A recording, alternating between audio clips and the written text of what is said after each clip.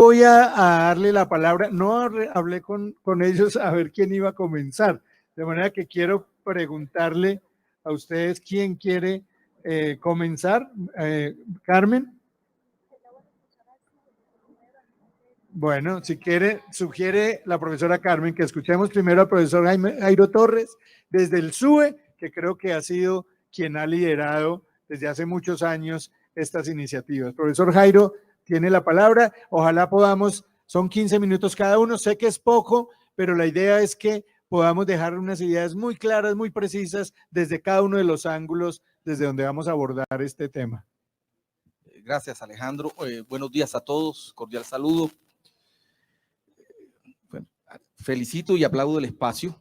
Creo que este es un ejercicio que hay que hacer permanentemente, no solo en las universidades, que digamos son el centro de liberación por naturaleza, para construir no solamente reflexiones, sino escenarios y posibilidades alrededor de un tema que es esencial y fundamental para la transformación del país, y es poder hacer de la educación superior pública un derecho fundamental al cual tengan acceso todos los jóvenes en Colombia. Y por supuesto el conjunto de la ciudadanía, que ha sido la preocupación de nosotros, que este tema haga parte no solamente de la agenda nacional, sino de la deliberación pública, que la sociedad se vincule en cuanto a la comprensión y conocimiento de este tema. ¿Qué ha hecho el sistema universitario estatal en los últimos años?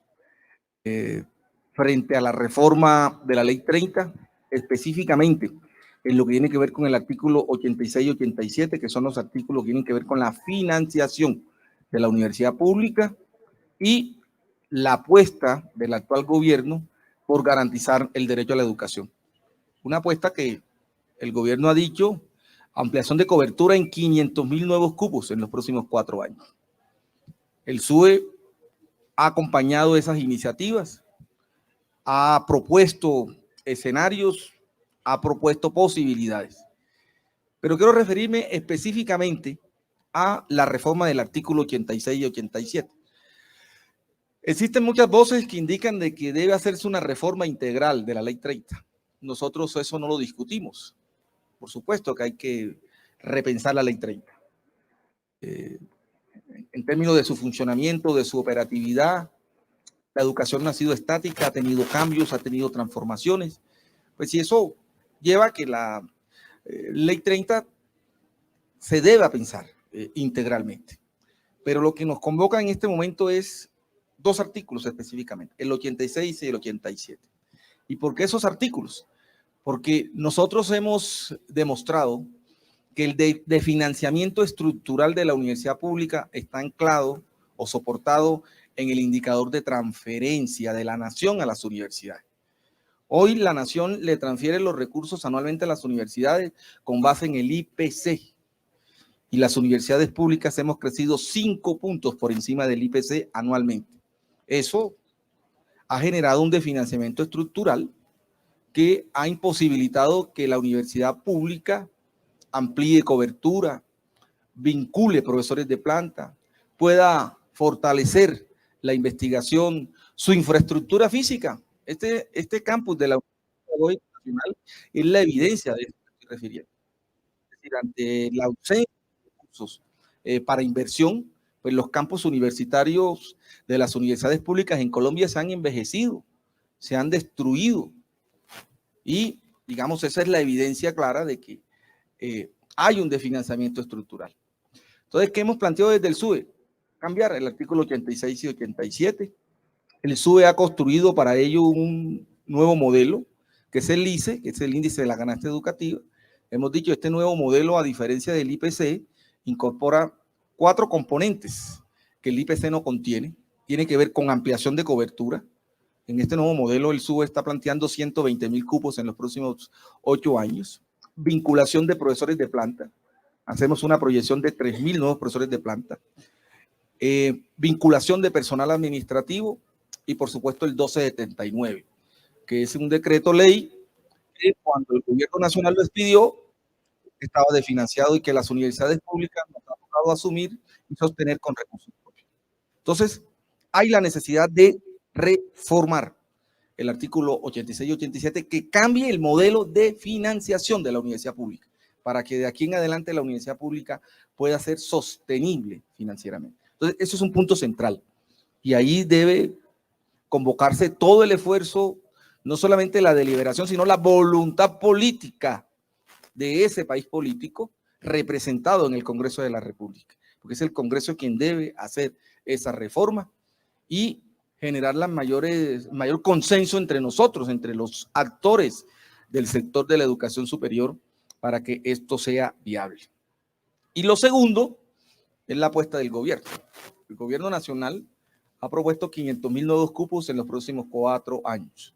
Nosotros hemos dicho, el SUBE en los últimos 30 años incrementó 500,000 cupos. A lo que el gobierno piensa hacer en 4 años, lo hizo el sistema universitario en 30 años. En el año 1993, un año luego de haber sido despedida la Ley 30, el sistema universitario estatal tenía 156,000 estudiantes. Año 1993, 156,000. Y solo éramos 32 universidades. Hoy somos 34. Y pasamos de 156,000 estudiantes a hoy que tenemos 636,000 estudiantes. O sea, en 30 años el sistema incrementó 500,000 nuevos cupos. ¿Qué implicó haber pasado de 156,000 a 636,000?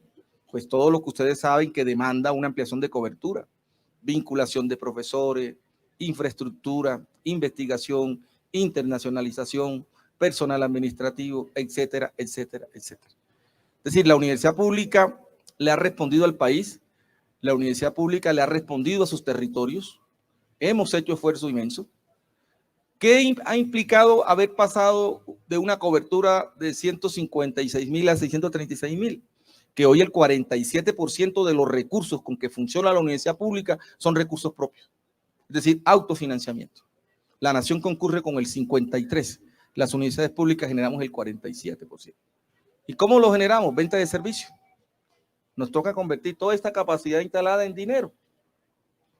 Matrículas de pregrado, matrículas de posgrado, diplomados, seminarios, cursos, interventorías, consultorías, proyectos de extensión, de investigación, etcétera. Eso es lo que ha sucedido. ¿Estamos con el gobierno en esa ampliación? Sí, estamos, porque es garantizar un derecho fundamental. Pero hemos dicho, eso requiere una política pública de Estado. Eso requiere que el Estado haga el esfuerzo que en los últimos 30 años no ha hecho con la universidad pública. Eso requiere inversión y requiere dinero. Entonces, aquí hay unas prioridades que nosotros hemos definido en la agenda. Por un lado, la reforma del artículo 86-87, cambiar el modelo de financiación de la universidad pública y posteriormente dar el debate sobre una reforma integral a la Ley 30 que incorpore todo lo que se ha construido frente a ese tema. Y por otro lado, el tema de ampliación de cobertura, que esa ampliación de cobertura se dé en condiciones de calidad y pertinencia, que esa ampliación de cobertura esté focalizada o tenga un enfoque territorial. Hoy en Colombia la cobertura es del 54%. El 46% de los jóvenes en Colombia no tienen acceso a ese derecho.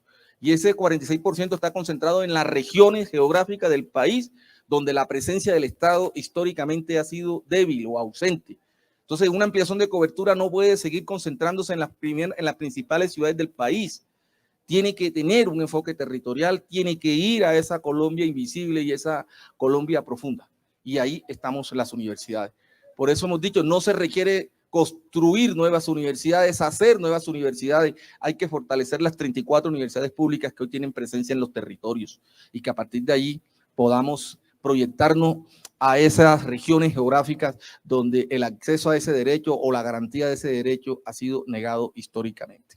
Así que esos son los dos temas, digamos, que hacen parte de la discusión y sobre el cual, repito, tenemos que crear el mayor consenso posible para hacer los trámites que el Congreso pueda facilitar o que en el Congreso avancemos en esta legislatura en la reforma del artículo 86-87 que nos dé un modelo de financiación y de sostenibilidad hacia adelante. Y por otro lado, pues el SUBE en conjunto con el ministerio y los otros actores del sector, cómo ampliamos esos 500,000 cupos alrededor de estrategias, de esfuerzos, de capacidades, pero creo que este es el momento oportuno para que la educación superior tenga las reformas necesarias. Este es un gobierno del cambio y esperamos que ese cambio sea tangible, que ese cambio genere las transformaciones que el país espera, que el país demanda, donde se puedan garantizar derechos y pueda haber un goce pleno de derechos, incluyendo la educación superior pública. Gracias, rector Jairo. Solo quiero una pregunta para que nos comente rápidamente desde el SUBE Nacional. ¿Qué sabemos de ese trámite? ¿En qué va ese proyecto? ¿Qué se está haciendo? ¿Cómo se está trabajando? Aquí hay una persona que es la pertinente para responder, que es Andrés. Pero, a ver, el SUBE, ¿qué ha hecho? Pues el SUBE, y aquí ASPU lo sabe, porque, digamos, ese es un modelo que también ustedes lo conocen, lo hemos compartido, lo hemos dialogado en muchas esferas. Pues el SUBE construyó ese modelo de cómo cambiar el IPC, que es el actual modelo de transferencia por el ISA. Lo que contiene ese nuevo modelo, lo que garantiza ese nuevo modelo, y allí la construcción de un proyecto de ley, y la idea es que ese proyecto de ley lo podamos tramitar en esta legislatura. Va a ser un escenario interesante, porque vamos a ver cómo está pensando ese país político representado en el Congreso frente a esta iniciativa, frente a esta reforma, y bueno, daremos los argumentos que en una deliberación pública se requieren para que ese trámite sea efectivo y las universidades públicas podamos contar con un nuevo modelo de sostenibilidad financiera. Gracias, profesor. La palabra para que en pocos minutos nos redondees estas inquietudes. Yo creo que Andrés ha hecho una trazabilidad de todo lo que hemos construido hasta el momento, o por lo menos en lo que hemos avanzado, los espacios que se han habilitado y la interlocución que se ha dado en esos espacios. Pero yo sí quiero como hacer énfasis en algo con base pues en la participación y la inquietud de los profesores. Si bien es cierto, la universidad goza de autonomía, esa autonomía tiene unos límites que le impone la Constitución y la ley. En consecuencia, no siempre todo lo que se puede hacer en las universidades se debe hacer. Entonces, en el caso de las expresiones profesorales de formalización laboral, pues la formalización laboral en Colombia está regulada por la ley. Y la ley es clara en ese sentido cuando se dice que pues, se accede a la carrera o a la función pública a través de concurso público de mérito. Y lo que nosotros, por lo menos desde el SUBE, hemos planteado con la reforma del artículo 86 y 87, en cuanto al modelo de financiación, es si la universidad pública tiene recursos, pues la universidad pública hace concursos públicos de mérito. Y en un concurso público de mérito, pues todo el que esté acorde al perfil que se abre, pues puede participar. Entonces no se puede hacer de otra manera. Eso es lo que hay que entender. Si hay una reforma a la ley en esas otras instancias del ordenamiento jurídico del país, que diga si usted puede cambiar un tipo de vinculación por otro de manera directa, pues, se podría hacer, pero hoy no. Entonces yo pienso que cuando hacemos uso del lenguaje frente a estos temas, creo que eso tiene un contexto y no lo podemos desconocer, ¿sí? Y por supuesto, como decía el profesor Francisco, por ejemplo, hoy, profesor Francisco, tenemos nosotros el 24% de los profesores que hay en las universidades públicas son ocasionales, es decir, 8.756. Y el 42% de los profesores son cátedra, que son 15.290. Y el 34% son de planta, que son 12.586. Esa es la distribución de la masa crítica que soporta los procesos misionales de docencia, investigación y proyección social en nuestras universidades. Con relación a las preguntas que hace Alejandro allí en el chat, mire, nosotros le hemos dicho, la educación superior como servicio público en Colombia se soporta en un sistema mixto, es decir, público y privado. Eso no se puede desconocer, eso no se puede borrar. 34 universidades públicas, 55 universidades privadas. 31 instituciones técnicas y tecnológicas públicas y un sinnúmero privadas. Inclusive el SUBE lo ha propuesto. Nosotros queremos ampliar cobertura en 500.000 cupos, que 250.000 lo soporte el sector público, 125.000 las 34 universidades públicas y las 31 instituciones técnicas y tecnológicas, los otros 125.000, y que 250.000 lo pueda soportar el sistema privado. Esa es una propuesta abierta a la discusión. De eso se trata, de que podamos construir escenarios, posibilidades y propuestas que se discutan y que luego pues se puedan viabilizar de una u otra manera. Pero eso hemos propuesto nosotros. La ITTU, por supuesto que en todos estos modelos ellos están incorporados. Lo que pasa es que la ITTU tiene una particularidad y una complejidad en su estructura legal, pero están incorporadas, hacen parte del sistema de educación superior público y responden y en consecuencia están ahí integradas. Así que quería hacer como esas precisiones de que, no, que digamos aquí, la deliberación tiene que ser amplia y la deliberación tiene que tener argumentos y los argumentos deben llevarnos a la mayor comprensión posible de estas complejidades. Sí, aquí no se trata de vernos en esa dualidad de amigos o enemigos. Yo creo que al contrario, si algo hemos tenido en los últimos años es poder pensar el sistema de educación superior público con sus complejidades y tratar de construir el mayor entendimiento y coincidencia posible. Pero las decisiones que se toman en las universidades por parte de quienes las dirigimos, pues está sujeta a la ley, a las normas. Y hasta donde esa ley y esas normas lo permita, pues avanzamos. Entonces yo creo que el debate está abierto, lo del 1279 está abierto. O sea, habrá que hacer una discusión allí. Y en última instancia eso está sujeto, como lo ha dicho Andrés, pues a cómo están las finanzas del Estado. Pues nosotros propusimos que esos 125.000 cupos que nos giraran 9.211.000 pesos año per cápita por estudiante, y eso cuesta 1.4 billones de pesos. Dijeron que eso era mucho dinero.